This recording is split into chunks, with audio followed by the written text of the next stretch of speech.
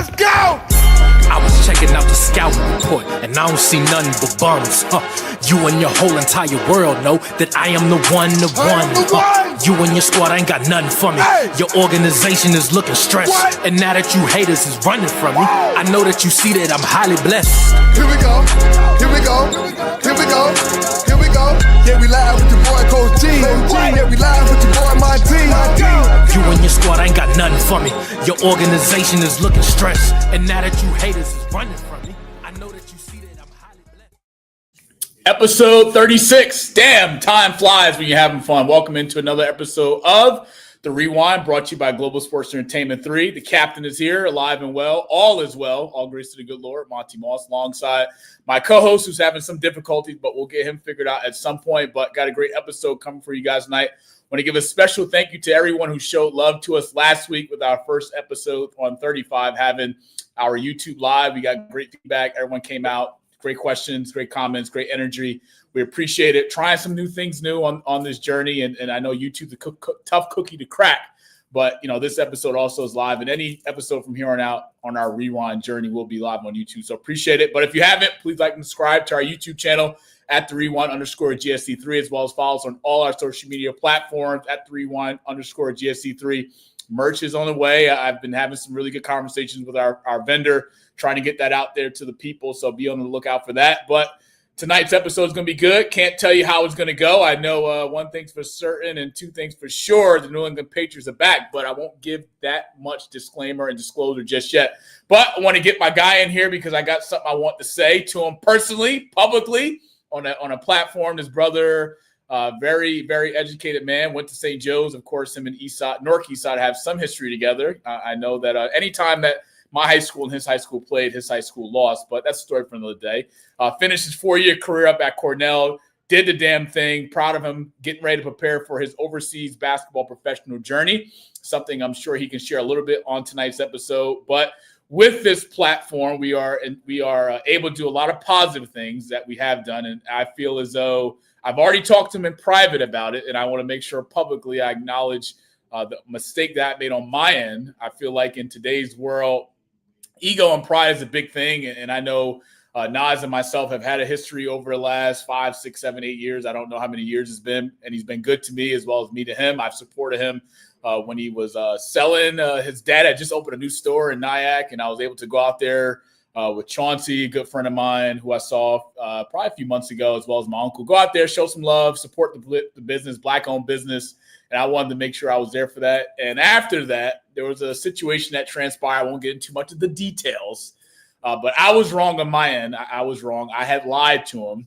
something that I definitely regret in some degree. It did take a stumble on our relationship in some degree. I kind of feel like we regressed in some ways, but the power of the pivot, I wanted to make sure when I get him back on the Rewind, he was on in 2020. We was doing this thing during COVID. Shout out to Nas for that.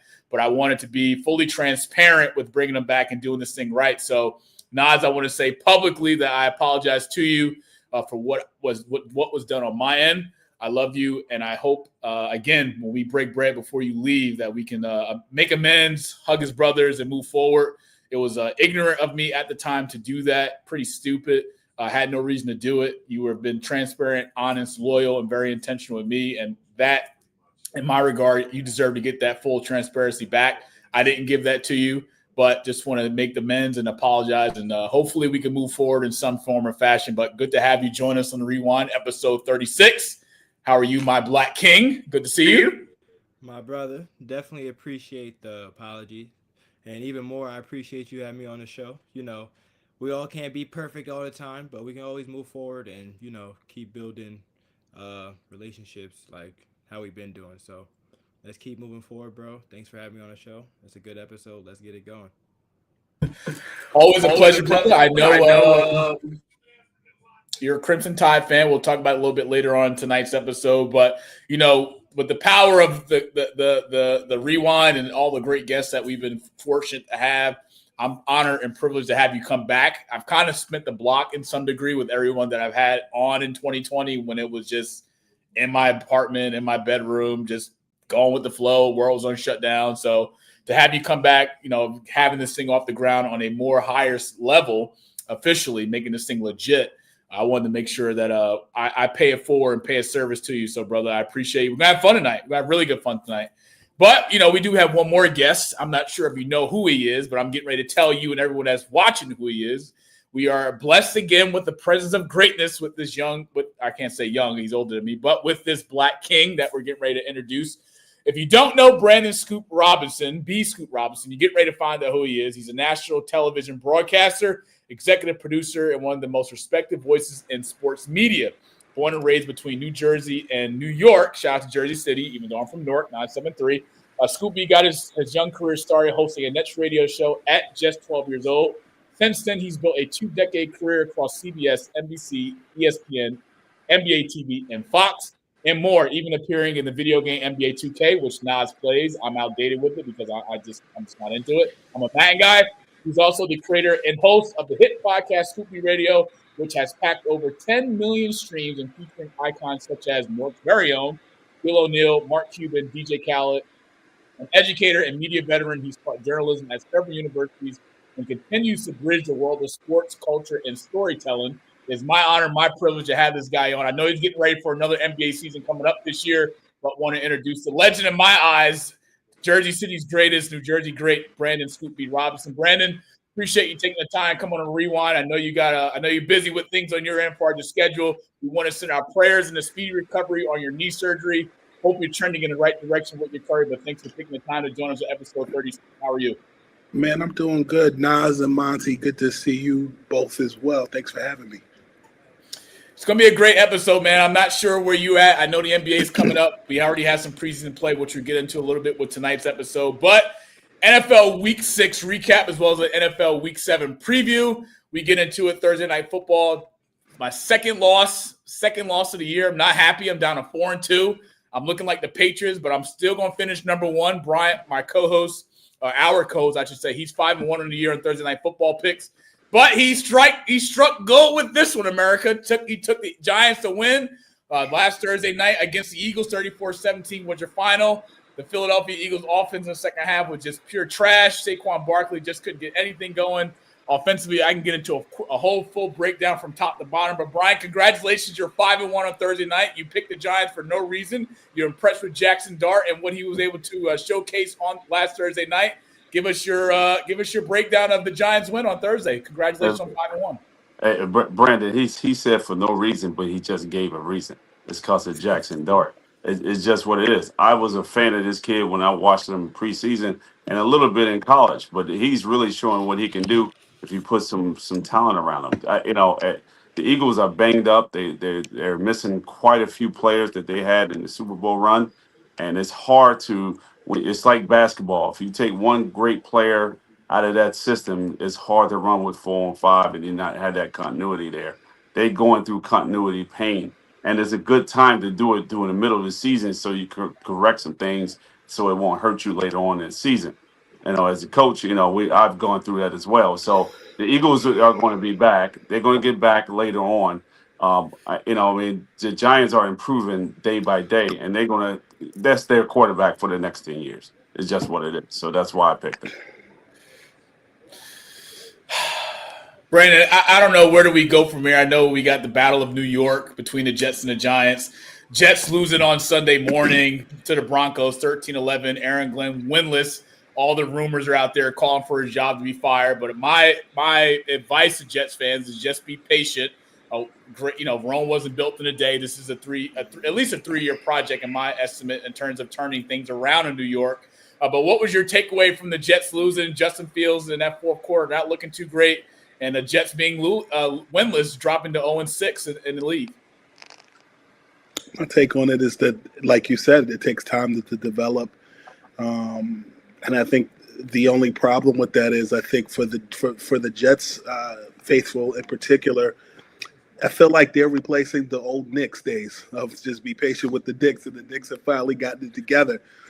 I think this is a team that has young talent, but as a matter of putting it together, it takes time. My reaction is it is what it is. Everybody can't win. And I think that the downfall of that is, I think when you look at the Giants, they're actually somewhat exciting to watch after, they figured out their quarterback situation with the Jets. I feel like the Jets are in a situation where they still don't have a total identity yet. I think the Giants, you kind of know what you're going to get every day. You're going to get some fun football. They're going to lose some games. They're going to win some games, but they're going to be cool to watch. The Jets, losing gets old after a while. I mean, as a Patriots fan, I've experienced that since the departure of Tom Brady and Bill Belichick. So I'm good in that regard. But Bryant, I don't feel sorry for you though, because they're still the Patriots and they've won. That's like saying, I don't know, like I don't have $1, but I get paid tomorrow. You still gonna have more dollars like later. I feel like the Patriots, they'll be all right. So let me ask you this question. I'm gonna play devil's advocate since you say it shouldn't matter for us. Do you feel more sorry for the Jets who haven't won anything since 2009 in terms of get to the playoffs, AFC Championship, or do you feel sorry for the Dallas Cowboys who haven't been to the NFC Championship since the 90s? I don't feel sorry for none of them because they get paid. If you ask me as a fan of the game, I think I probably feel more sorry for the Jets because I feel like they're like the season is going on right now. I think for the Cowboys, you just expect the Cowboys to lose every damn year for some reason. I feel like that Carolina Panthers game specifically, damn, like that field goal at the end.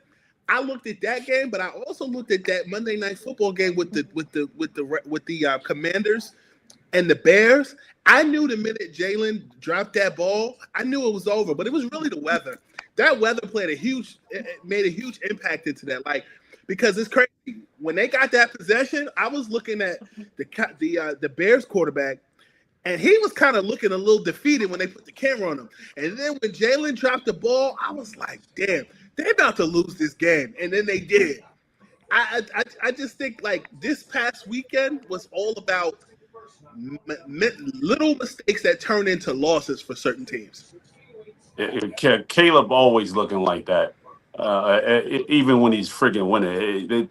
And I'm telling you what it is. It's the fingernail polish on his nails. It just, that make anybody be sensitive as hell. I don't understand that. Power of the pivot. We ain't got time for it. Let's keep the train rolling. Nas, we got Colts and Cardinals. Colts 31-27 was your final over the Cardinals. Colts are we talked about it last week in terms of being a true contender in the AFC. They just keep getting wins. Jonathan Taylor is just doing a damn thing, doing it on the ground. Colts offensive line, in my opinion, is one of the top offensive lines in the NFL right now. But for what we've seen with the Colts, Daniel Jones looks like his quarterback career has been resurrected in some degree. What's been impressive for you to watch with the Colts from Daniel Jones, Jonathan Taylor being one of the top teams 4-1 in the AFC? Well, I've been really impressed with them, but at the same time, I'm still a little skeptical. I'm old enough to remember Danny Dimes in New York, so I seen how that worked out. One good season, a big payday, and then just a fall off. Not even a fall off. A lot of it because he wasn't healthy. So I don't want to blame him too much, but availability is your best ability, especially in NFL. And they beat one team with a winning record, which was early in the season versus the Broncos, who probably didn't even have a winning record at that point. Yeah, the Colts still have a lot more to show me before I give them keys to anything, especially since the Jaguars are in that division. They're playing really good football right now. Well, Nas, who doesn't need to show you anything because we are back. We have arrived. It took us some time, but we are first place since 2019. That's the New England Patriots. 25-19 was your final in New Orleans on Sunday. Drake May just doing a damn thing. He is back. Him and Stephon Diggs. Yes, Stephon Diggs didn't have a 100 receiving yard game, only finished with 38 receiving yards. But Drake May throwing 3 touchdowns. Boy, he looks good. But this stat right here. I love my guy, Chris, our producer. He's a diehard Dallas Cowboys fan. And, he's a big Dak Prescott MVP advocate. But, damn it, it's time to start putting Drake May in the conversation this year for MVP this year, or at least the conversation. I mean, right now he's had the most consecutive games with 200 yards passing and 100+ passing rate, and 23 age 23 or younger. He's had 5 so far. All this year, he's just been doing it. I know there's been comparison between him and Jalen Hurts. There's been comparison between him and Baker Mayfield. No shot to either. Baker Mayfield's having a really good year for the Tampa Bay Buccaneers. But Drake May is looking good. We got 4 wins already. That's the most we've had since we've had Sherrod Mayo, since we had Belichick in his last year in New England. So Mike Vrabel and this staff, the offensive coordinator, Josh McDaniels, has just been really dialing this thing up offensively. Offensive line is good. Stevenson's been good. Bryant, put some respect on a New England Patriots name. First place since 2019. It does feel good. I'm not going to panic yet. It was still early on in the season, but you got to be impressed with what you've seen offensively from Drake May and this New England Patriots offense. Look, I don't pay attention to the Patriots. I never will. That team just disgusts me. That's every time I think about the Patriots, I think about 1985, and you wasn't even born. So it was a beautiful day for me, and I'm going to live on that because I saw it live. Well, you do know the Patriots. We have Who cares? Tennessee this Sunday. That's a win. We got Cleveland the week after that. That's another win. Who cares? So we're looking at 6. We're looking at 6-2. And look, as long as Buffalo keeps losing, I'm okay with that. All right, I'm good with that. But look, I just want to give credit where credit is due. I can go into a whole rant about Drake May right now in the Patriots. We are on the high. I appreciate it. Feels good to be back, but we just got to keep the train rolling. AFC East is up for grabs officially, especially Buffalo laying an egg on Monday night against Atlanta. So it's any given Sunday. And Nas, don't say nothing about the Patriots because no Patriot disrespect will be tolerated tonight on the Rewind. Just want to put that disclosure out there because you know I will grind Alabama Crimson Tide in the dog meat when I'm done. All right, but I appreciate you. I love you. Go ahead, Brian. One thing I can sit here and say is that I am truly, I can't believe I'm saying this, but yet I have to give them respect because half the team that's over there, they went to Temple and they played at Temple. It's the Tampa Bay Buccaneers. They are looking very, very good with that young talent over there. And with Baker Mayfield is looking like the young Baker Mayfield when he's at Oklahoma. They're doing some great things over there. And, if they stay healthy, that team is dangerous, man. They got some freaking talent over there. I couldn't believe it when I saw it. When I watched the game, I said, holy I couldn't believe how great they are. Defensively, they give up so much yardage in the air and on the ground as of early, but as of late, they've gotten better defensively, and they putting up some points. And Baker Mayfield look like Michael Vick out there. I'm like, what the hell? So I'm sitting there like, hey, man, you got to watch that team, and they're dangerous. They really are, especially when everybody else is thinking out the joint. Yeah, Brandon, I want to get your opinion on this because the Titans are at 1-5. It hasn't been a promising year to start. All the news surrounding Cam Ward, the hype is real. He is one of the best quarterbacks of his class, especially coming out of college. But the Titans fired their head coach, Brian Callahan. I'm not sure where the Titans go as an organization from here. It has been a depressing start. You do have the Patriots coming into town this upcoming Sunday. But from what you've seen with the Tennessee Titans at 1-5, do you tank for a draft pick, or are you still fighting for the hopes of trying to be a NFL team that can compete? I think a Tennessee Titans 1-5 is different than a Baltimore Ravens 1-5. You know what you're getting with a Baltimore Ravens team and what they were expected to be. I don't think anybody's checking for the Tennessee Titans. So I think with that being said, you look for the future. But I also don't think that guys who are competitors are going to go out like that. I think they're going to compete. I think anytime you rid yourself of a coach, guys are going to have a new sense of belief in themselves and a different locker room. So I think it'll be interesting to see. But like I said, I think a Tennessee Titans 1-5 is very different than a Baltimore Ravens 1-5. I agree. Go ahead, Nas. Yeah, I just wanted to add on to that point because a Tennessee Titans 1-5 is really 0-6 if the craziness at the end of the Cardinals game doesn't happen. The interception to the fumble to the touchdown and all of that nature. And I don't think they'll be tanking. They're 1-5 right now. So them losing more games, I don't think that should count as tanking for the future. It's just how the season went and where they're going to end up. Well, you do know, Nas, that that the Titans are going to be 1-6 after Sunday once the Patriots come to town and clean them up. I mean, this is a homecoming for Mike Vrabel, former coach of the Titans, had success in Tennessee, brought them to the playoffs. But I just want to remind you, they're going to be 1-6. So after we clean them up on Sunday, then you can go into the whole. Hey, you never know, though.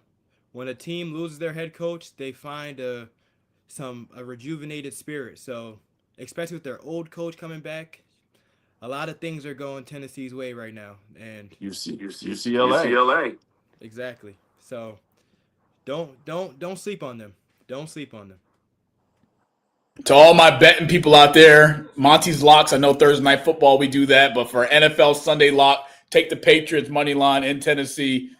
We're going to have no problem. Drake May, our offense is hot. Let's go New England. Bryant, Tampa Bay, you want to talk about them. Let's get into it. 30-19 over final at home in Tampa Bay, beating the San Francisco 49ers. 49ers, another loss on the defensive side. Fred Warner is out for the year. Another key blow. 49ers just can't stay healthy, rather than the offensive end or the defensive side.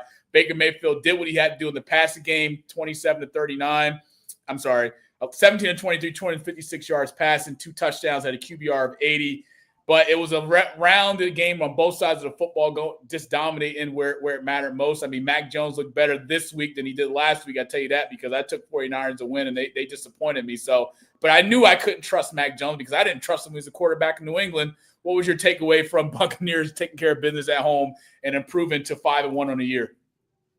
Again, like I said before, those coaches, I think it's more the athletes that they have there, and they're young and they're producing.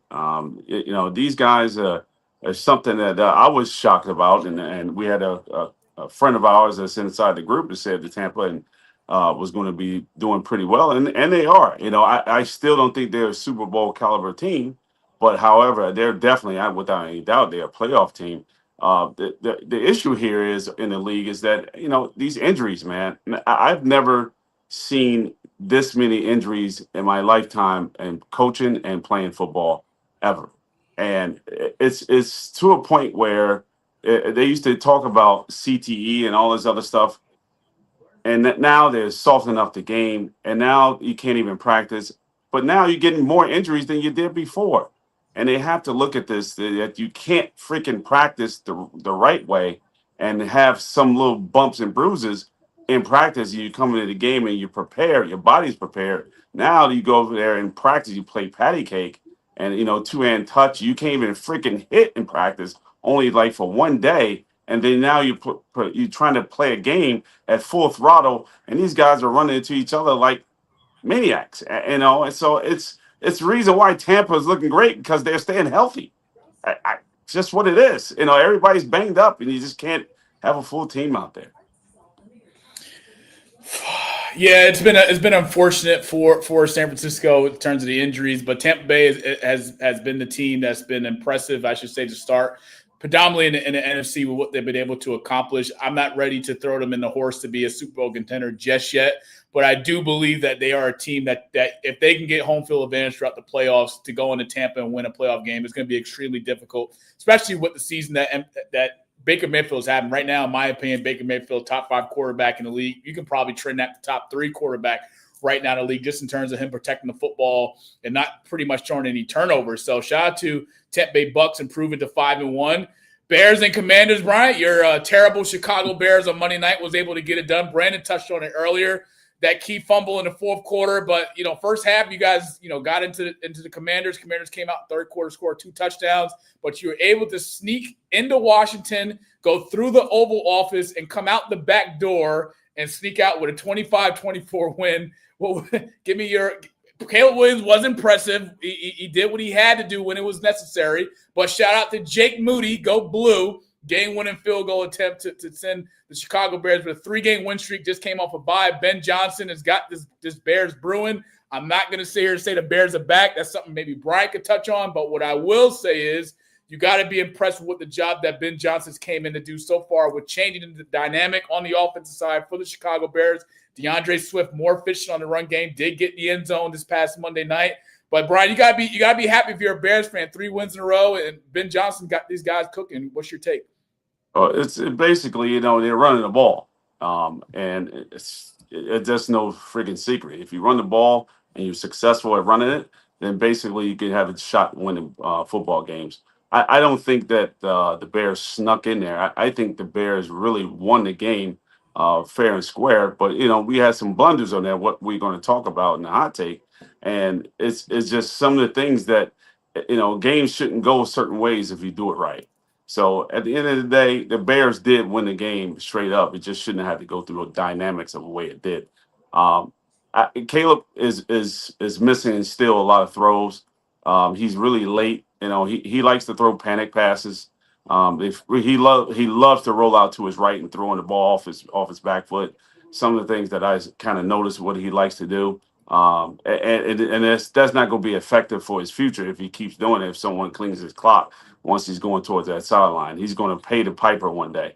But he needs to get rid of the ball a little bit faster than what he's doing. And completion at 61% is not going to cut it in this league.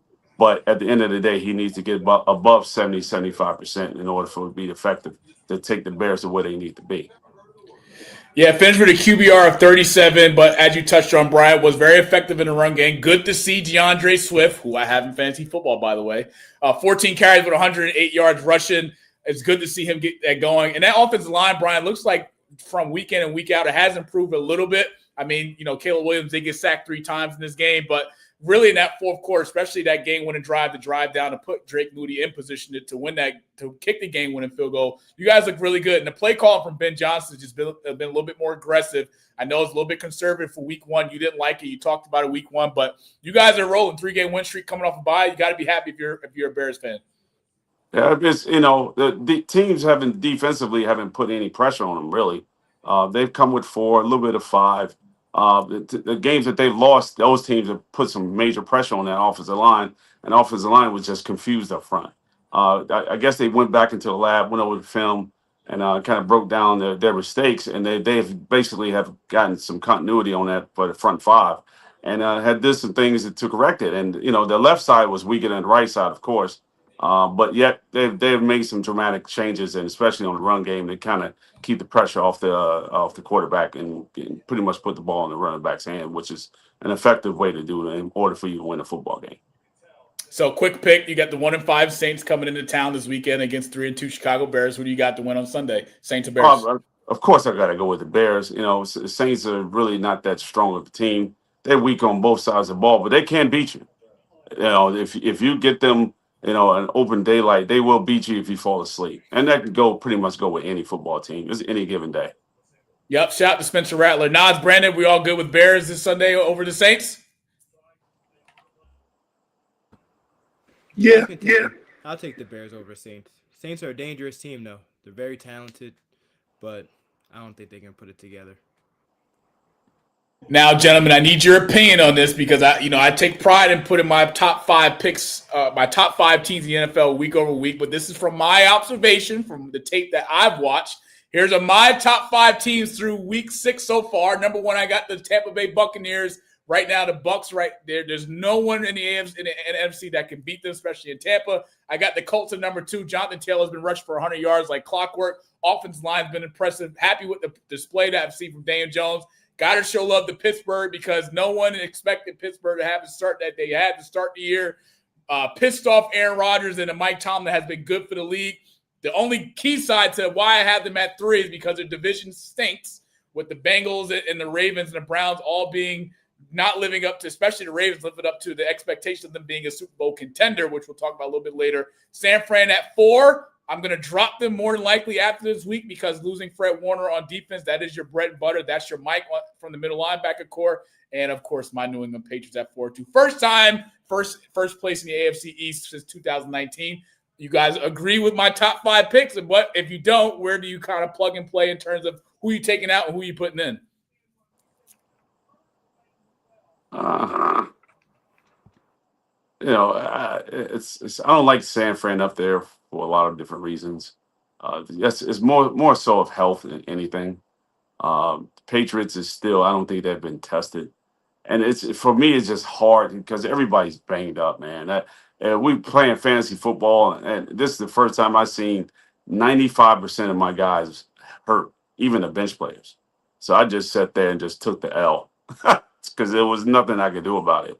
But yeah, I would just take Sanford out. I don't even know who to put in there right now. You know what? I tell you what. I think Atlanta is a team on the up and coming. They're starting to click for whatever reason. And that running back is a bitch. He's Bijan Robinson is the truth. He's legit. Like, that motherfucker can play. Excuse my French, but I was like, yo, this kid's balling. So he's and there's another running back that's also just came out. Is this Roto Dodal? What's his last name? I think he plays for Rico Dowdle. Man, he's balling. Like, those two guys are really, really playing their ass off at this point. So they are. Those are two teams that I can see that's on the up and coming right there. All right. Well, you'll get my top five week 7 pick after this Sunday. But Nas, go ahead. And also, I don't like San Francisco in there right now, especially with all the injuries.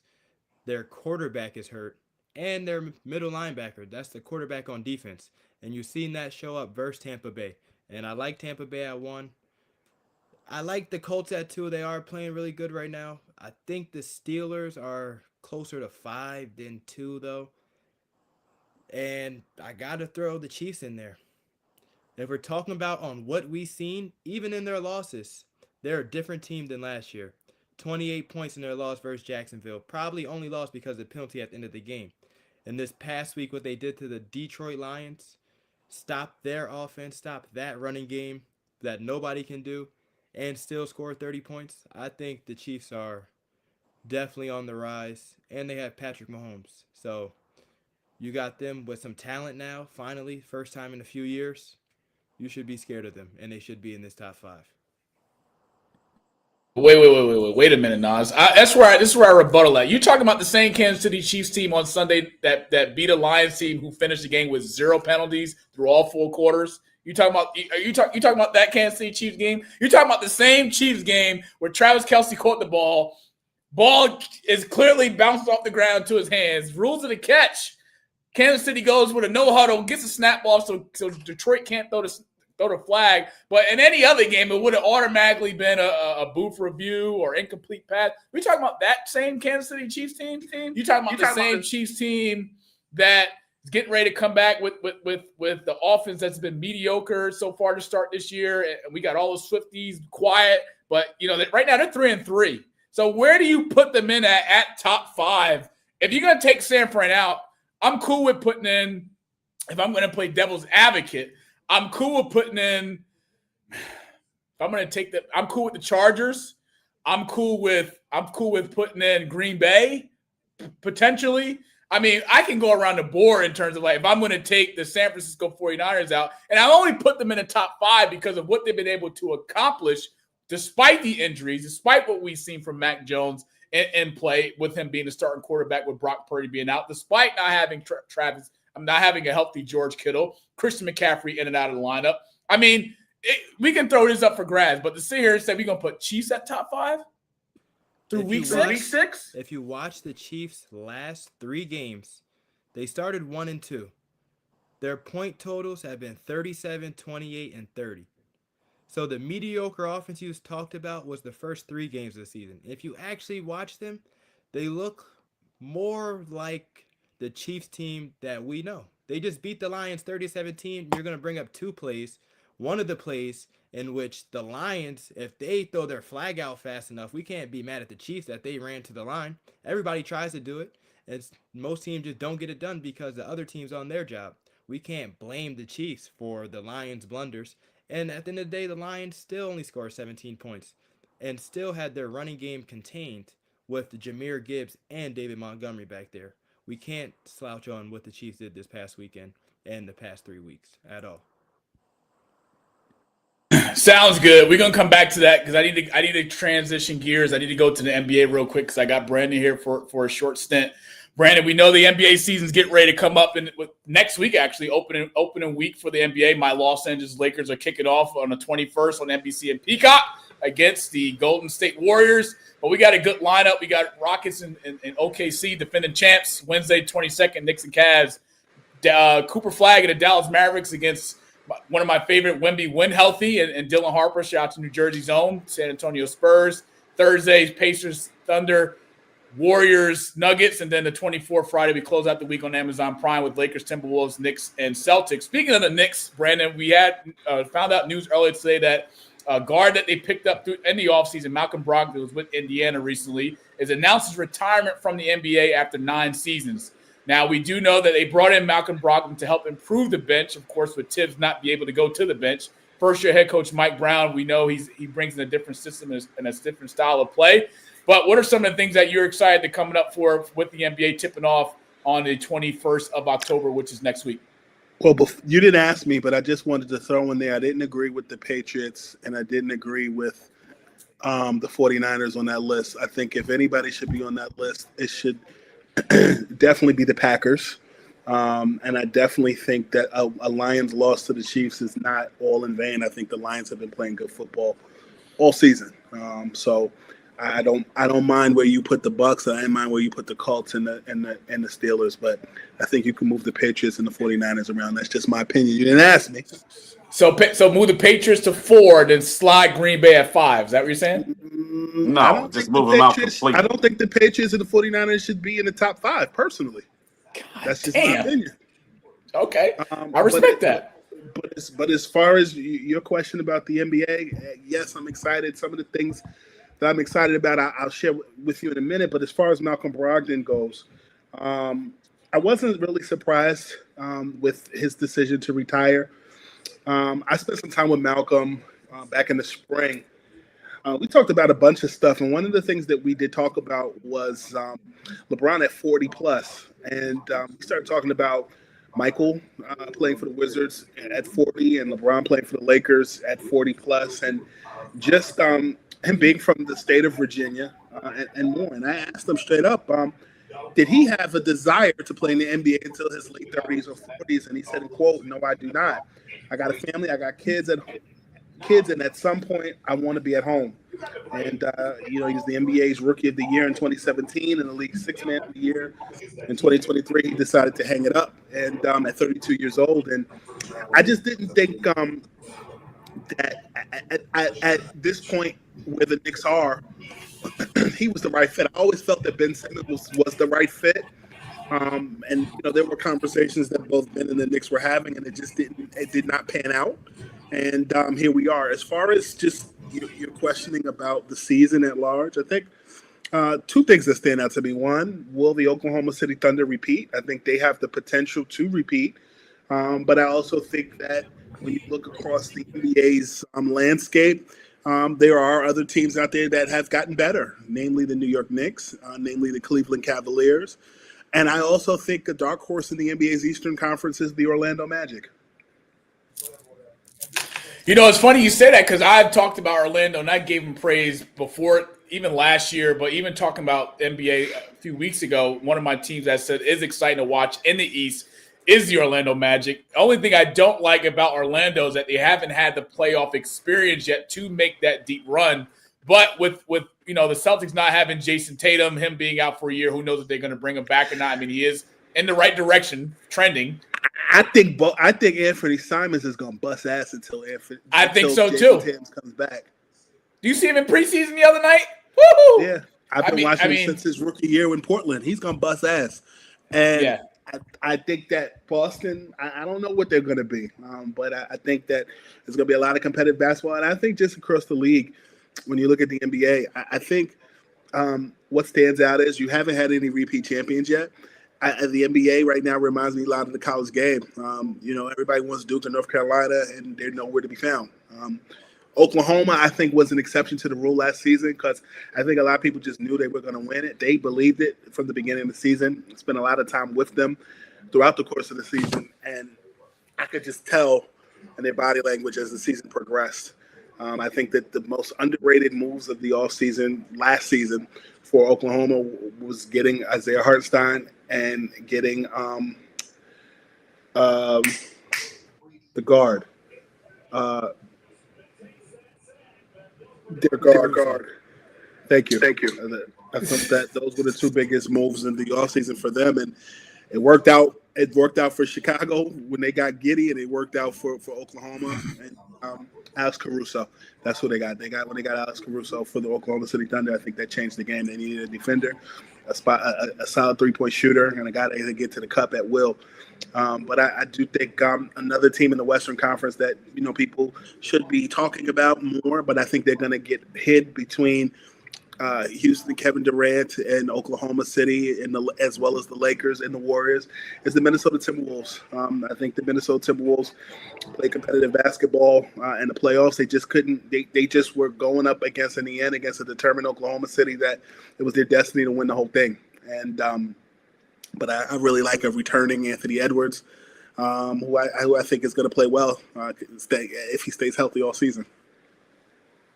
Yeah, I'll piggyback off that. I think another team in the West that if they can stay healthy, they can make some noise in the West. They'll be a sleeper. I kind of see them anywhere between 8 and 6 in terms of the rankings in the West.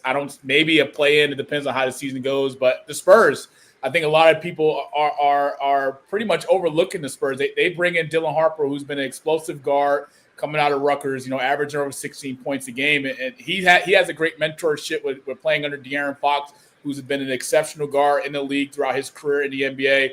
But the Spurs have a lot of pieces to go out there and compete. Now, I don't know how far the Spurs will go, but I like the Spurs. If they can stay healthy with Wembanyama, we know he's had some injuries, been out for last season, missed some time. But you can make the argument, Brandon, that the Spurs, when healthy, can be a good team to watch out for in the West. Safe to say, or do you disagree? I think they can be a competitive team. I don't look at them as a championship team. I think when it comes down to the West Conference, I think it's still going to come to Houston. It's going to come through Oklahoma. I think Denver is a team. I think the way that you're phrasing San Antonio is how I look at Denver, specifically in the offseason, the moves that they made. And as long as Jokic stays healthy, I think Denver will be competitive. I think San Antonio is still I think Wemby will be discussed in the NBA's Defensive Player of the Year conversation. I think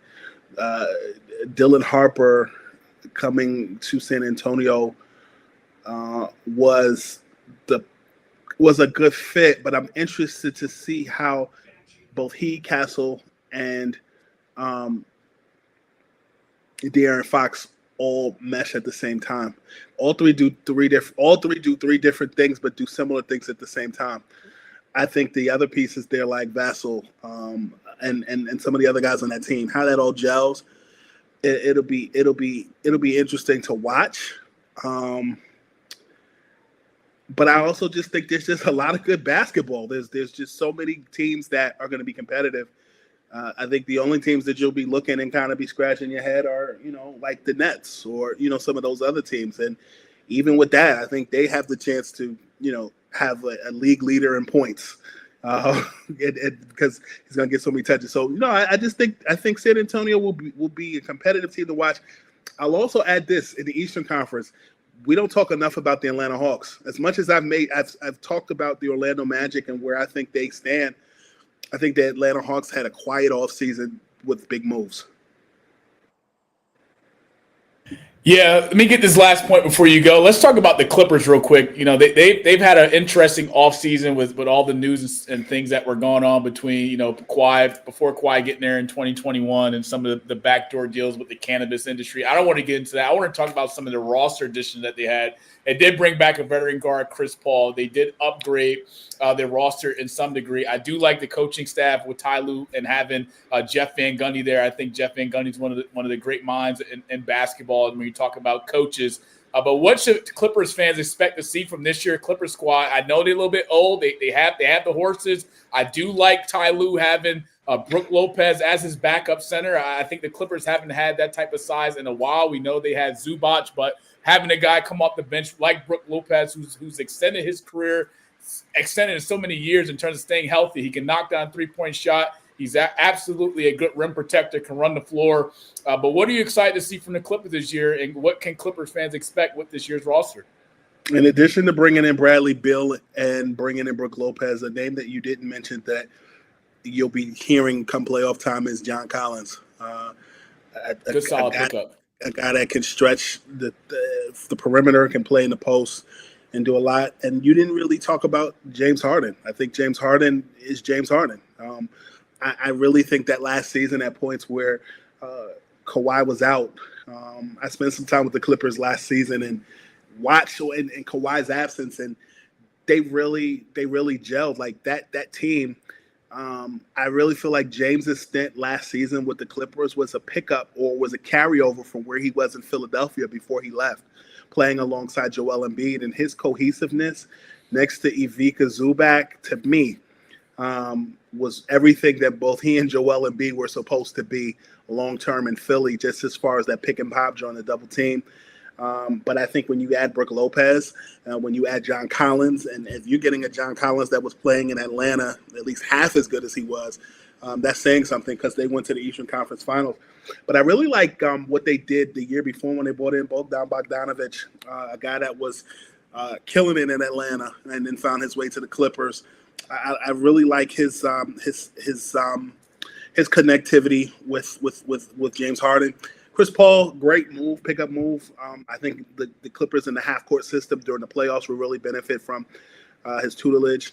But, I think the Clippers are good on paper. It's just a matter of what happens, towards the end of the season and how that all comes together. Safe to say we shouldn't expect much for, Ben Simmons has been a lost cause in the NBA. Careers pretty much went down the drain, but, it's always a pleasure to have you on. Reason why I didn't bring up James Harden, because I know what to expect for him during the regular season. We've always had this conversation about him in the postseason. What? No defense. Well, no defense. That's what we expect from him is no defense. That's why I didn't say anything. He plays no D. I couldn't play with him. Just play no defense. Just don't. It's a lot of folks in the NBA, Bryant, that don't play any defense. That's why you see both teams scoring 100 points throughout the regular season and postseason. This is the way it is. I'm like Billy Donovan, right? Billy Donovan, and you're going to fire Franklin before you fire Donovan. Well, we won't talk about state of emergency in Chicago, but the East is wide open, Bryant. We love it. Donovan needs to go. He's got to go. He's been there too long and it has done nothing. Like absolutely nothing. Nothing. Zero. Well, we'll talk about the Bulls at a different time. Brandon, we want to appreciate you taking the time to come on episode 36 of The Rewind. If you guys haven't, please go out and follow. Brandon, just a quick pick. Just tell people where they can support you, where they can follow you before you sign off on episode 36. Subscribe to the Scoop B Radio podcast on all streaming platforms, Twitter, Instagram, YouTube. Find me there. And check out the Scoop B blog daily over at scoopb.com. Brandon has a really good podcast, Brian, that he has. He has tons of great guests, great conversations, and he's just doing a damn thing. Happy to finally meet him virtually and connect with him, but always a pleasure to have the OG, the legend, Jersey City's finest on The Rewind, episode 36. Brandon, I'm sure we'll catch up some point down the road. Hope we can meet in person physically where I can embrace you with a hug, but giving you prayers and a speedy recovery on your knee surgery as you go into rehab and what the next few months look like. But always a pleasure, man. Hope to see you soon. You as well, gentlemen. Good to meet you all. Good to meet you there, B. Yes, sir. Brandon Scoop B. Robinson, national broadcaster, executive producer, doing a damn thing. But, Brian, it's time for our Thursday night football locks and picks. You are 5-1 on the year. Naz, you will get to chime in after me and Brian give our picks. I fell to 4-2. I will not lose this week. Do you hear me? I will not lose this week.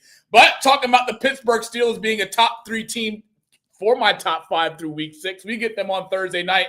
Steelers versus Bengals. Steelers are on the road going into Cincinnati, a dysfunctional, horrible Bengals offense with Joe Flacco. We know Mike Tomlin came out earlier this week and talked about it after the Steelers win in terms of what adding Joe Flacco to the Bengals meant, which personally made no sense when you had probably the best availability, which would have been Russell Wilson, to come in here and kind of turn things around.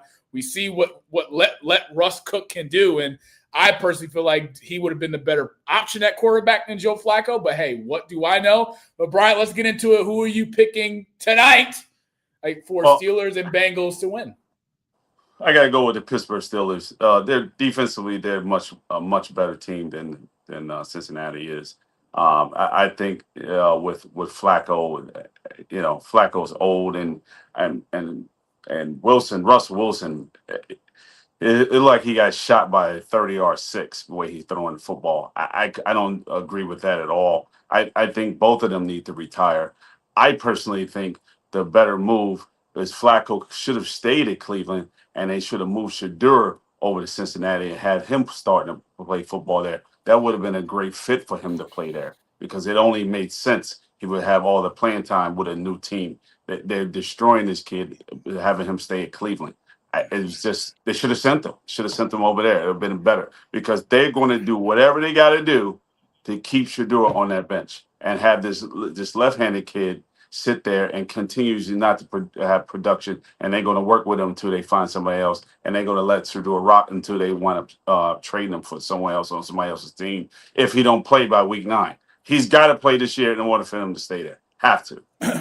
Well, Brian, I'll disagree with you on that. I don't think it would have been a smart move for Cleveland to trade Shador to Cincinnati because Joe Burrow, aka Joe Shiesty, is a franchise guy. You pay them all that money for a reason. You bring in Shador hypothetically to play for the rest of the season with Jamar Chase and T. Higgins, but then you have this same quarterback controversy going into next year, right? Joe Burrow's your guy. Makes no sense to even bring Shador in. Personally, I think Gabriel's time in Cleveland is coming shorter. I just don't know all the politics behind Kevin Stefanski not giving Shador the playing time. Personally, last week against Pittsburgh, Cleveland was getting their butts knocked off in the fourth quarter. Throw Shador in there, let him get some reps, let him get some of that feel of him. I mean, when you had Jalen Ramsey, basically sack Gabriel and point at Kevin Stefanski and say put Shador in. At some point in the year, if you're Cleveland Browns, you gotta play Shador. I don't know where you play him at. I think whatever they have going on behind the scenes has played his part. He's suffered enough. The kid is talented. I mean, you got to give him a shot to go out there and compete because this is your guy. You didn't draft him knowing that we're going to have him fourth quarterback on the depth chart, or the third, or the second. You bring him in because you want to be number one. Deshaun Watson has been an irrelevant factor. You're already paying him over $200 million. That's done deal. He's not coming back. Shador Sanders is your guy, and that's where you got to start him. Flip side, when we talk about Thursday night football picks, I'm taking the Pittsburgh Steelers on the road against the Bengals. Hey, look, we all talk about upset alerts. The only good thing about this game is we get to see two old quarterbacks go at it. That's Aaron Rodgers and Joe Flacco. Offensively, I just don't know where the Bengals are because Joe Flacco hasn't had enough time to get this thing rolling. Now, I do think Joe Flacco, with a decent O-line, can get some things happening. But the Cincinnati Bengals offensive line stinks. I mean, this guy's going to be running for his life. Let's not forget the Pittsburgh Steelers have a top 15 defense in the league. They can get after the quarterback, and I expect Pittsburgh to put the pressure on Joe Flacco early and cause some chaos. Now, in terms of Monty's locks for Thursday Night Football, let's see. Let's go Aaron Rodgers over 200 passing yards against the Bengals. Let's take him to throw a touchdown. I love the Pittsburgh Steelers with the spread. Give me the spread right now. Is that I believe it's at 4.5, but we can alternate down that to 3 just for a clean sweep. Let's do that. And then last but not least, I mean, anytime touchdown scores, I mean, where do I go? Do I want a gritty with Jamar Chase? Do I want T. Higgins to get in? Of course I do from a fan perspective, but give me DK Metcalf anytime touchdown scorer. I don't see anybody on the Bengals secondary that's going to give Aaron Rodgers any trouble in the passing game. Aaron Rodgers is going to do what he do. Expect him to throw over 200 yards. Steelers, Monty locks are in. Nas, floor is yours. I know you talked about the Bengals offense, but the Steelers offense is not very strong. 23 points versus the Browns. They gave up 9 points versus the Browns. I think those 3 field goals could be turned into 3 touchdowns by the Cincinnati Bengals, strictly because of the talent of Jamar Chase and T. Higgins and the uncanny ability of Joe Flacco to just not give a damn, and he'll throw it up. If they're one-on-one, I think they're going to take a lot more shots than they did with Jake Browning. And it's a scary game for the Steelers. And it's in Cincinnati. It's a conference game, division rivalry. I think Cincinnati's going to walk away winners of this game. And that's not to play devil's advocate, but that's because I think they have to win eventually. I mean, I can agree with you. But big time. And a thought came across my mind as well. But I got to go with the team that's clicking. I don't think Pittsburgh's going to sit there and lay down, and especially in the secondary, and going to give up the ball to Jamar Chase and Higgins. Higgins can't even half the time stay healthy anyway. So I don't think that those guys are going to have the capabilities of beating Pittsburgh deep. I don't think you put the pressure on Flacco. You get him. He want to being hit 2 or 3 times, and he's going to fold just like he did at Cleveland. So I don't see it. I don't see that happening. If Pittsburgh allow it to happen, shame on them because it shouldn't. They're the better defensive team, and they should really scheme and come up with certain bliss packages to actually absolutely destroy their quarterback and basically just it should be a long day for Flacco. There's just no question. And speaking about the blitz packages, that's a point I did overlook. The Steelers definitely uh, made some great blitz packages last week versus the Browns. I don't think I ever seen Jalen Ramsey get a sack in a game, and then he has two. So hopefully the Bengals could watch out for that and get my pick right, but it'll definitely uphill battle for them boys.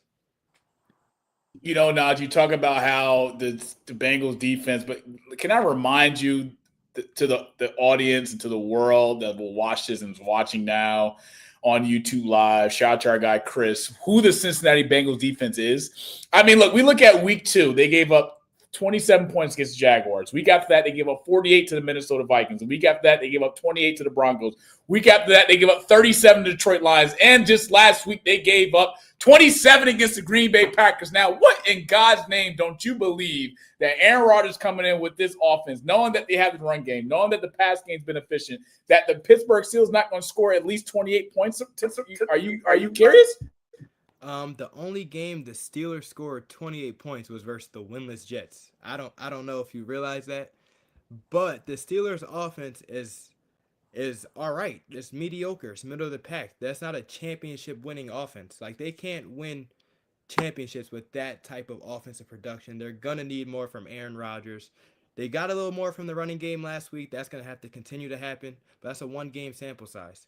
If they do it again, maybe I'll start to believe. But as of right now, they need to score more than 30 points versus a team other than the Jets. Steelers money line Thursday night football, and better yet, take the solo points of Pittsburgh over 21. Nods is just talking some fugazi right now. Bengals defense, they can't stop Bryant and myself. I played quarterback and Bryant was at tight end. Give me the Steelers on Thursday night. But let's pivot. Power of the pivot. Let's get into Nas. If you didn't know, Nas just finished his 4-year career at Cornell, Ivy League. Shout out to Nas, love him. Bryant and Nas have some history when Northeastside played Nas' school, St. Joe's, and that was ending in L's. But that's a story for another day. But now let's talk about your let's talk about your 4-year career. Let's talk about your leadership. Let's talk about your growth. I know you've experienced a lot within your 4 years at Cornell, but for the people out there that don't know, you guys, your junior year, you guys finished 22-8. I was the most wins Cornell men's basketball team had since the 2009-2010 season. You were second on the team in scoring that year. Fast forward to your senior year. Yes, you guys finished 18-11, but you led the team in scoring average of 14 points a game, 4 rebounds, 3 assists. Shot 51% from the field, which is very efficient, and 39 from 3. That's a high clip right there. Shout out to Nas. But more importantly, your first 2 years a little bit shaky, but your last 2 things start to pick up and trend in the right direction. Just giving people out there a little bit more insight to what the last 2 years meant for you at Cornell and finishing with that lovely degree from Ivy League school, Cornell University. The last 2 years, my junior year definitely was a crazy year. I started the season on the bench because I was recovering from knee surgery that I had over the summer. So, just mentally, that was tough. Also going through other things. My mom had passed away like end of my sophomore year. So that junior year, going into it, definitely a lot going on. But, as the year progressed, it was very fun because the way we played at Cornell, like, I was the leading scorer and I probably averaged under 12 points a game, It's like everybody shared in the wealth. And we even made the NIT, and that was our first our school's first ever NIT. Obviously, we wish we made the tournament, but you need a couple more things to go right. In our case, 2 more games. We didn't get those. But, made NIT, second team all league. And that was like a more of a solidifying year because, like you said, that was our most wins since 2010. And not say the program's been down since then, but they never had the same excitement about the program since that team. And I'm glad that we were able to bring it back, especially with our play style. Shout out Coach Earl, Coach Jakes, my 2 head coaches while I was there. And then senior year, Coach Earl leaves, William and Mary, and our associate head coach gets promoted. We all backed him to get promoted, keep the continuity there, and he's just a great coach who's been, just waiting his turn, honestly. He's been at Cornell. He was on the 2010 team that made the Sweet 16 and then coached there almost ever since. Played 1 year pro, coached at Columbia, unfortunately. And then, just waited his turn. So we all backed him. And that's why this year, probably one of the most fun years we had because everybody like around the league didn't expect us to finish second in the league like we did or win as many games as we did because we did lose a lot of players. And, for me, it was fun to obviously lead the team in scoring, but it was more fun to see all the young guys come along and even like older guys who had to just wait their turn to see them come along too. That was probably my favorite part of the year, seeing everybody else grow and make our team what it was this past year. Well, Nas, you won. You have a Cornell degree. Yes, sir. That's it. That's the most important thing that you came out of that with, man. And my hat goes off to you because I have a Temple degree. You got a Cornell one, so that's big time. I'm proud of you. Yes, sir. Thank you. One of the things I want to commend Bryant on Nas, just in terms of his ability to overcome. I can't imagine what that's been like. Losing his mom. End of his sophomore year. I do remember it happening. And of course, Nas was going through a lot of things behind closed doors, but his mom leading up to that transition of her transitioning to what we call heaven. But just his ability to sort of shift his mind because he didn't have that much time to kind of like get his mind right and then get ready to go into his junior year because everything happened so fast, right? And I just want to commend Nas on his. Of course, he had a great support system around him to kind of help him get through it a little bit more better than obviously what it could have been if he didn't have that support system and just his ability to bounce back. I mean, his last 2 years at Cornell were by far the best that he's had compared to his freshman and sophomore year. But having that chip on your shoulder to just go out there and finish the mission, I think was what I love to see from Nas the most because his senior year was impressive, although they didn't have the year that they have his junior year, but just the team success, having a new head coach come in, having a new head coach come in and put his style, his system into place, making an NIT tournament, and then walking away with a degree. I mean, I know Mrs. Williams is up in heaven proud, and I'm proud of him as well. And it's something beautiful to see. I know Brian talks about it all the time in terms of having that mentorship, having that support system to help you get through some of the growing pains that we go through in this thing we call life. I mean, Nas is probably a year younger than me, so just proud of you, brother, of your perseverance and overcoming what that loss is. I know it's an everyday struggle. Every day is not a sunny day, but just proud of your growth and see you overcome the adversity of what came with losing your mom. And you have his support system here on the Rewind. I mean, I know you met Brian in 2020, so fast forward, we kind of bring this thing back together. So proud of you, brother. And we know we got some things coming up for you in the near future with your professional career, getting ready to take off overseas, going over to make some money. And, just know when in doubt, just when Pittsburgh wins on Thursday night, just make sure you send me $1. Send me $1 US dollar from wherever country you at, Switzerland, Qatar, Spain, Portugal, wherever you at. Just make sure you send me $1 in their currency. Just to know that Big Dog told you don't take the Bengals on Thursday night. But appreciate you, brother. We love you. Let's get into college football, Bryant, because damn it, this is the growing pains that comes with being a Michigan Wolverine fan and the growth and the rise and the downfall of Bryce Underwood. But, you know, Bryce Underwood plays a little bit more better when Coach Moore isn't on the sidelines calling plays. That's just my opinion. But anyway, let's get into it. 31-13 was the final.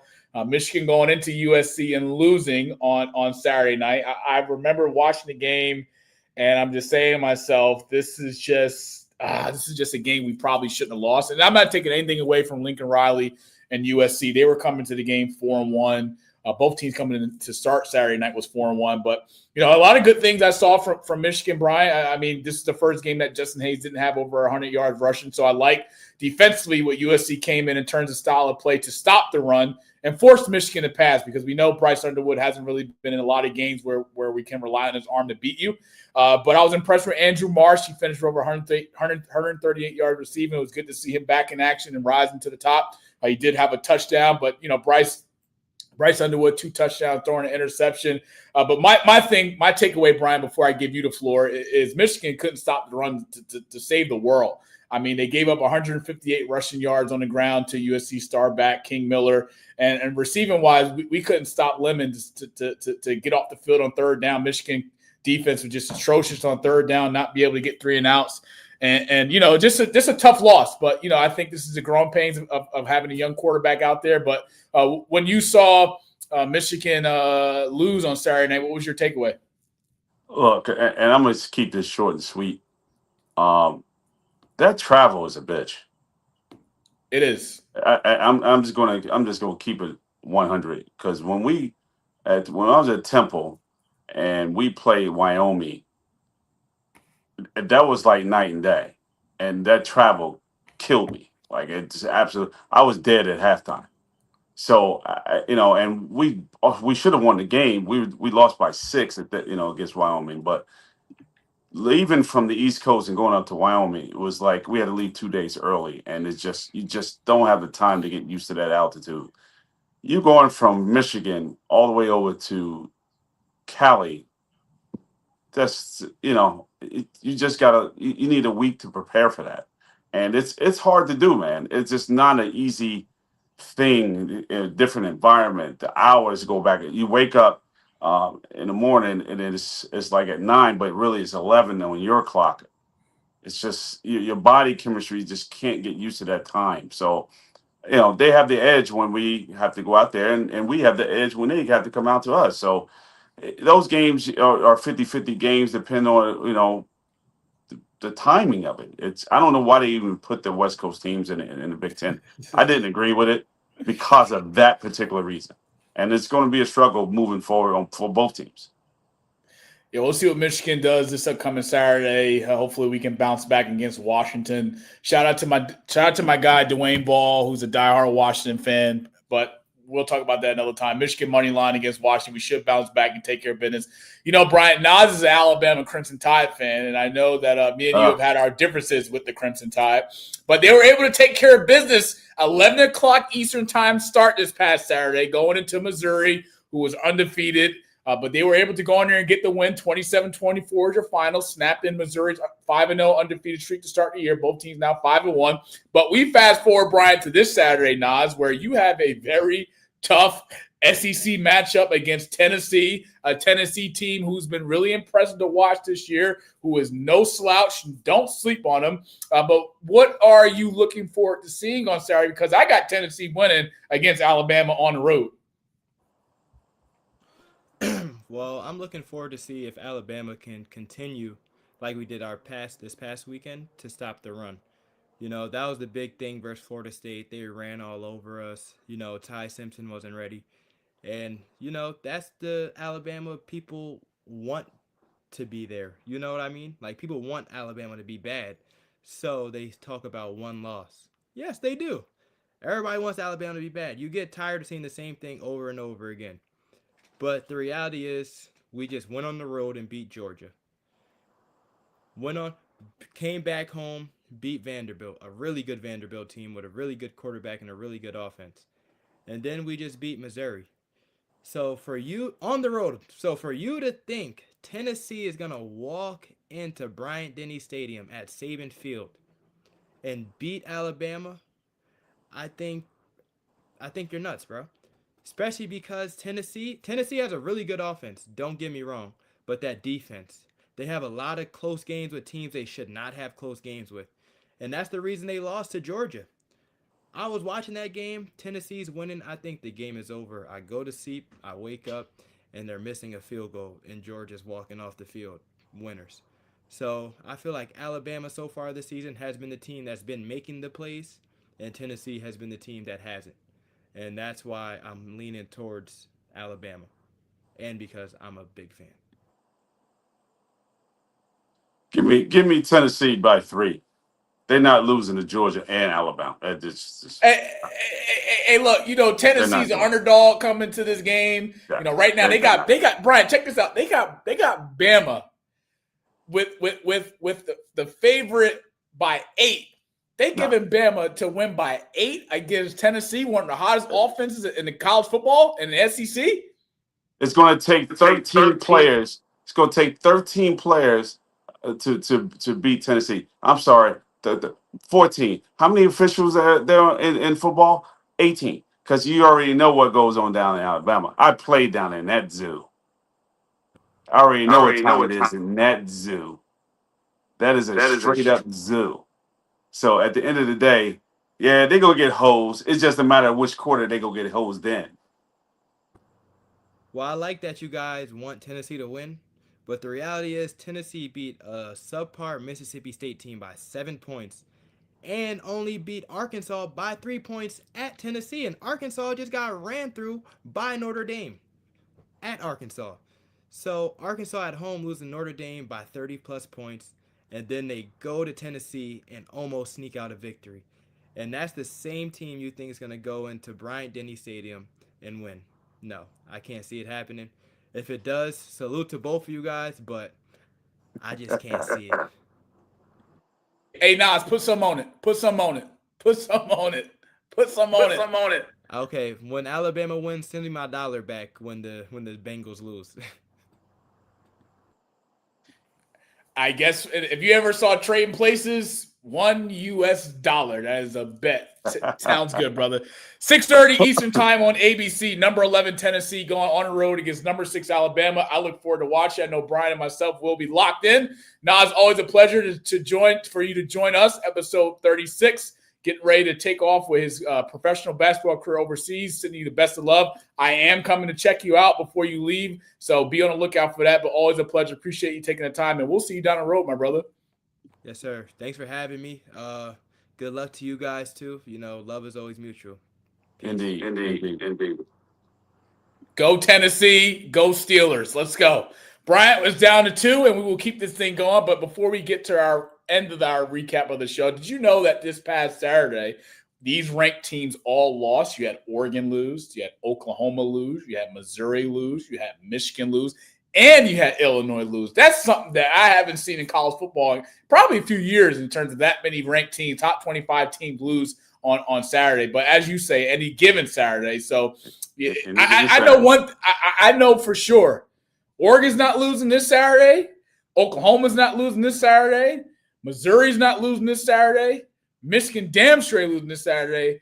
Illinois, I can go either way, but they damn straight ain't losing either. So we got some good teams to talk about. But one team in particular I want to talk about, you know this guy very well, and that's the number 3 Indiana Hoosiers, who's ranked number 3 for the first time in God knows how long. It's their highest ranking that they've had in the last 20 years. I mean, this program has been resurrected. We ain't talking about Indiana Hoosiers, the basketball side. We're talking about Indiana Hoosiers, the football side, something I thought I'd never talk about because Indiana has been irrelevant for the past 10 years or so in the Big Ten. But right now, Brian, you got to be impressed with what you've seen from Indiana, and you know the coach very well. I know Coach Cignetti, Kurt Cignetti, for quite some time. He coached me at Temple University. And I've watched him. I actually coached with him as a student assistant when I first started coaching at Temple. And I saw him over at JMU at IUP, which is not that far from where I live in Pennsylvania. And he did a hell of a job in both places. I've seen him just basically blossom over there when he was with Alabama, like we were speaking before. and he was doing a well job over there, and he became a head coach, and that was his claim to fame of what he wanted to do. And man, he's one of a hell of a coach. He's a funny guy. He's very interesting, I tell you the least. But me being around him, it was I just used to sit back and just laugh. But it was great to coach around because he's serious about coaching. That's what he loves to do. But with Indiana, I'm still and I love Coach Signetti, big time. But I'm still not convinced yet, and this is why. Last year he was smoked in the playoffs. I mean, smoked. He was smoked in the playoffs, not by 10, by a lot. So I'm not convinced that the Big Ten is a strong conference in football this year. I don't think it's there yet. I think Ohio State is good. But then after that, the drop-off is big time. I think Oregon has talented, but they don't have the physicality. They have West Coast talent. They have speed. The Michigans of 2 years ago, they're physical. I don't see that in Michigan right now because they're young. Northwestern came up and wound up beating Penn State the other day, which was like El Nino. I think it was a bad storm or something that came through because that happened. Illinois is a winning football team at this point, and I don't even think they were that good. And they took a loss or two, if maybe have one loss. I don't think they're that strong. I don't think the Big Ten is that good. UCLA just won 2 games back to back. They're in the Big Ten. USC is iffy. They're not the strongest USC team of old. They're not playing the Bamas, the Michigan States, the SECs, the Tennessees. They're not playing that caliber of football right now. So yeah, I don't think I think there's other teams that are better than them. If you put them in the SEC, I don't think they'll be a 9-2 team, or 8-3 team or 8-4. But I don't think they will be where they are right now. That's just my opinion on it. I think Indiana's earned the right to be number 3 in the country. They have impressive wins so far on their resume. They did beat Illinois on the road, blew them out. They did just go into Oregon, who arguably is right there, number 2 in the Big Ten Conference this year, losing a game at home to Indiana. When you win a road game like that in the Big Ten, that gives you so much more adrenaline and so much more hype and so much more confidence from a week in, week out basis. Indiana has Michigan State at home this Saturday. That's going to be a blowout in itself. Michigan State's 3-3. Michigan State's not good at all. And there's no disrespect to Michigan State. But where Indiana is right now, being number 3 in the country, with the momentum that they have on their side, which will be another win. They'll go on to 7-0. I'm not going to sit here and say Indiana is going to be the team that's going to get to a college football final. But I do believe that with the trajectory of where Indiana is right now as a football program on both sides of the ball, because, man, they can play. Indiana has a good shot at getting to a college football player. But it all comes down to, can they beat Ohio State? We'll see if those 2 teams meet up in the Big Ten championship. That's going to be my answer to my test if Indiana's a real team.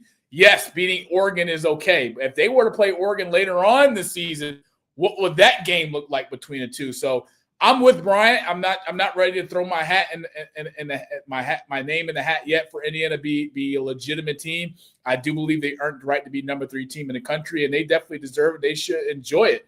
And it's going to be something exciting to see for Indiana. But any person in America, I hope we all as people get to experience when you get to say to reporters or people, bosses, ex-bosses, when you get to that point in life where you tell someone to Google you, you have made it.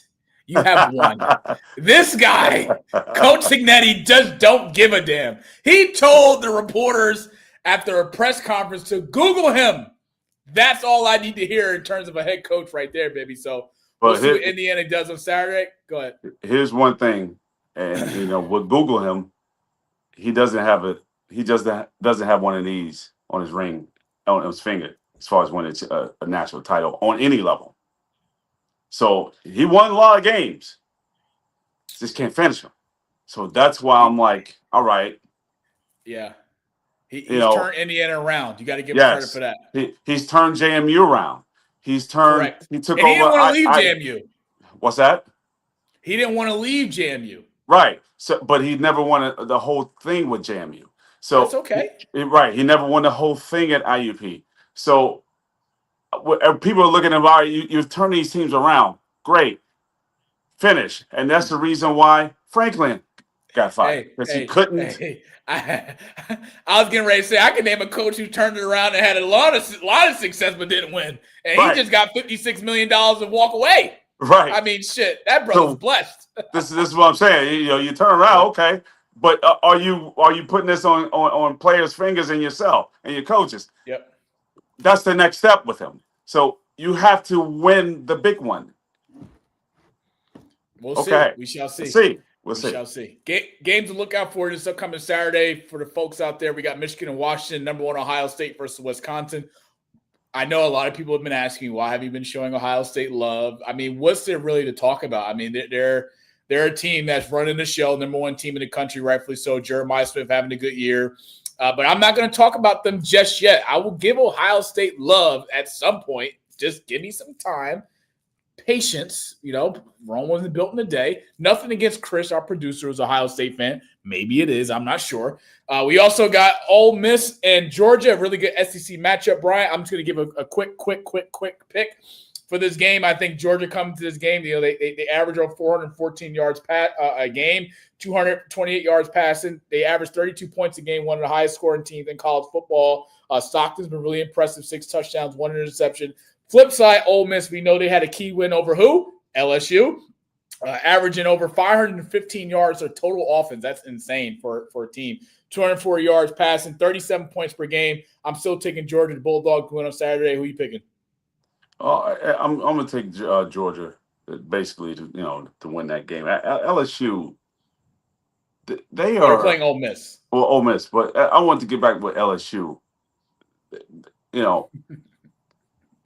That team, they have all the fucking talent in the world, and they just can't get right. Like, man, they have studs. They have more talent on that team than Georgia and freaking Alabama, and just can't get right.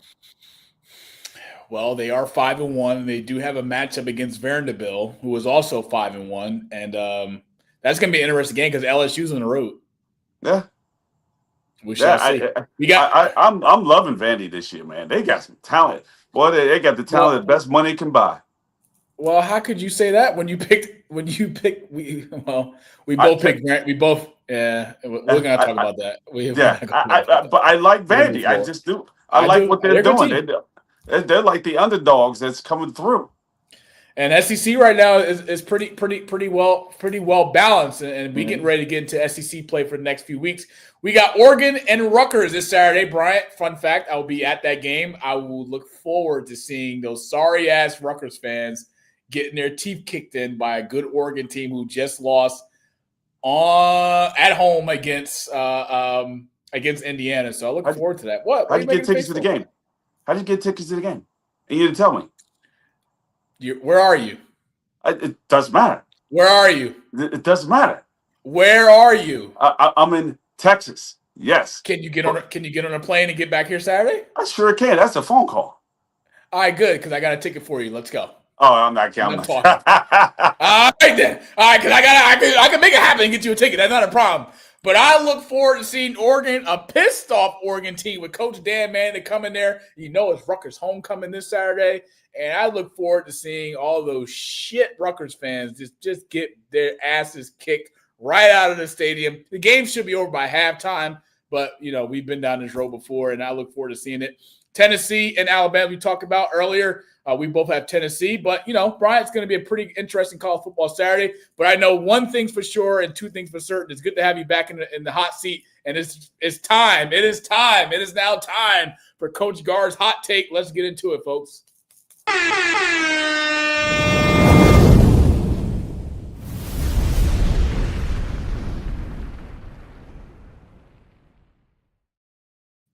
It's one thing, and I've just continuously mentioning this about officials. And we had this segment when we first started, probably episode 1 or 2, probably number 2, about officiating. Now, social media has been putting officials on deck because now everyone sees this. That Bears game was absolutely atrocious of watching the officiating. It should have never gone to that point where a fumble would cause the Bears to win. They won the game in the end zone. You make that ridiculous call. Lineman line up in the backfield. Clearly his head was past the butt of the center. You can't continuously do this to athletes because athletes in certain situations get hurt, and it's happening over and over and over again in every sport: football, basketball, baseball.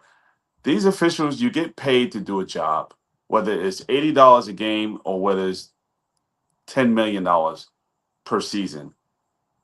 Make the right calls, because now it's starting to be evident that the fixer is in, and you're going to lose the ratings, you're losing everything, you're losing interest, because nobody want to sit there and see a deserving team lose because of your whistle. Call the right freaking play. Just call it what it is and stop playing this game. We are watching, and the eye in the sky don't lie. Get it done. I would just piggyback just quickly. I brought it up earlier on in tonight's episode, but the notion for me was watching Kansas City game against Detroit. I'm all for perfect execution.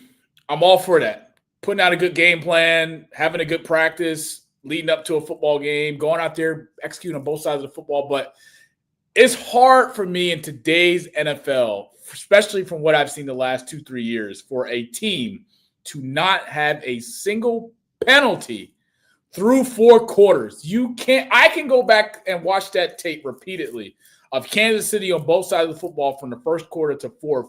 And I can point out multiple penalties that should have been thrown, or flags should have been thrown, that wasn't. Then, flip side, you have Patrick Mahomes throw a pass to Travis Kelce. The ball hits the floor. It's an incomplete pass. It bounces right in his arms. Officials ruled it a catch. Then the Chiefs do a no-huddle offense to get to the line, so the Lions will have an opportunity to throw a flag and this right here is just embarrassing. Any other time, and we've seen in the NFL that this season is called an incomplete pass, a challenge flag, or the officiator, they go to a booth review and they review this play. This is a crucial point right here, and at that particular time when Kelce drops that pass but was ruled to catch. NFL officiating's got to do better, but more importantly, if you pay attention to Chiefs games, the officiating is always, always, always dicey. And as the season goes on, and when the Chiefs get into the playoffs, because let's just face it, the NFL can't have the Chiefs not make the playoffs. I mean, the Chiefs are a well-oiled machine that draws a lot of money to contribute to the NFL on a yearly contribution level. Imagine the Chiefs not making the playoffs. You think the NFL is going to make any money? You think the NFL is going to make any money if Swifty's not in the press box or on the screen 100 fucking times throughout the game? I mean, let's just call it for what it is. But the officiating has got to improve in Kansas City. And somehow, some way, I mean, I can make the argument of Chiefs being 3-3. They shouldn't be. They shouldn't be. And if I'm Dan Campbell, I'm pissed off too. But officiating's got to do better. I love it, Bryant. Good call out. Another great hot take. But let's get to our last segment of the night, and that is Floss with Moss. Let's go, baby.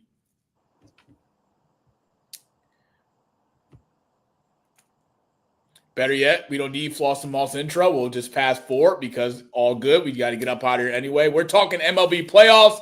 We're talking about right now the last teams we're down to 4. These two series that's going on, the ALCS and the NLCS. The winner will go to the World Series. Both teams are up. Seattle Mariners are up over the Toronto Blue Jays. You know, Chris is a Blue Jays fan, Brian, if you didn't know. Not saying I'm rooting for Chris to be mad. I want to see my brother happy. But the Toronto Blue Jays, after beat the Yankees, it sounded like they forgot how to play winning baseball. They're down 2-0 against Seattle Mariners. Shout out to my Detroit fam, Marissa, my dog, the diehard Detroit fan. I know she's happy for seeing the Mariners up 2-0. They're 2 games away from getting to the World Series for the first time in God knows how long.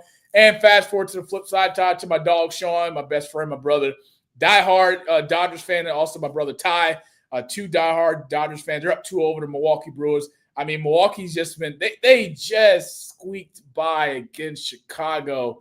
And Yes, now they did. and they're looking like dog shit against the Dodgers. And let's just face it, the Dodgers right now, they got all the horses. They got the payroll. They got Ohtani. I mean, they got the bats. They just know. I mean, right now, if I had to give a pick, I'm going to go Dodgers to win the World Series. But these 2 teams right here, I think Dodgers take care of business against the Brewers. I don't see Milwaukee pretty much coming back or giving a fight to the Dodgers. And then flip side, I see the Blue Jays making some life to come back into the series. But let's just take care of business and let's go Dodgers Seattle for the World Series, Bryant. Safe to say your Cubs are no longer in it. My Mets didn't even make it. But let's give a quick early World Series prediction of who wins right now. I'm taking Dodgers over the Mariners in 6. Who do you got? I take the Dodgers completely. I like the Dodgers. It's a good baseball team. I'd take them all the way in 7. They're extended. They got to make more money. You know what I mean? Stretch it out. Just make it interesting. They'll win it all. And LA will basically, take it home. Any last remarks before we sign off with the people? Episode 36. You're in Texas. I'm in your hometown, and he ain't even here. You ain't even here, man. Yeah. Come on, man. You're in Chicago. I'm in Texas. It's hot as hell here. It's like 93 during the day. It's like 75 at night. I wish I was there. It's a beautiful time, man. The sunset is great. It's a great place to be. Chicago, I'll be there. I'll be there in about a month. I won't be here. November 13th. So, my God, it's beautiful out here, man. I'm getting ready to go see my cousins. It's ridiculous. So, shout out to Uncle Terry. Love you, Unc. That's my guy right there. And I just wish I was down there, man. It's just so interesting. What a great place to be, But I'll be back down there soon, all in due time. If you haven't, please like and subscribe to our YouTube channel at @3rewind_GSC3, as well as follow us on all our social media platforms at @3rewind_GSC3. I talked about it earlier. Merch is on the way. Just give me some time. Doing a lot of logistics, a lot of math, a lot of homework just to make sure we kind of get this out to the public. I'm taking care of my members first. I'm doing a members drop just for members. But if you haven't, we got a special announcement. We will be in Canada, where our dog Chris in 1990 Studios is located.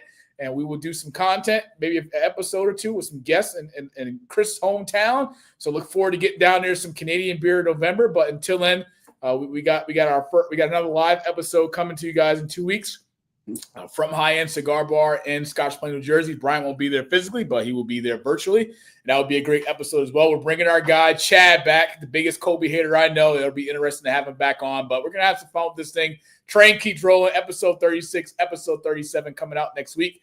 Thank you to my guy, Chris Knight Studios, for all the work that he does from week in, week out basis. Shout out to our guy, Pat, holding down for the lower thirds and the graphics. Been a bit interesting for episode 36. Want to give a special thank you to our guest that pulled up on us, a legend from Jersey City who was also contributed to the NBA in a big fashion, Brandon B. Scoot Robinson, and Cornell's alum, officially say alum, Nazir Williams, who will be taking his talents overseas to play basketball. But it's been a blast, Brian. I appreciate it. I love you. Any last remarks before you sign off? Quick words, quick shout out to anybody. You good?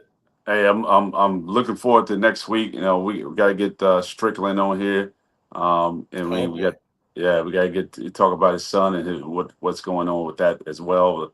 Old Miami Heat native, and do what we got to do. So with us, we go and get that going, and I look forward to that as well. Absolutely. Appreciate you guys for coming to join us on YouTube Live. We're keeping this train rolling on YouTube Live. It'll take us some time to get this thing right, but just bear with us. Appreciate your love and support. Monty Moss, Brian Garvin, Brandon B. Scoot Robinson, Nazir Williams, our producer, Chris, 1990 Studios.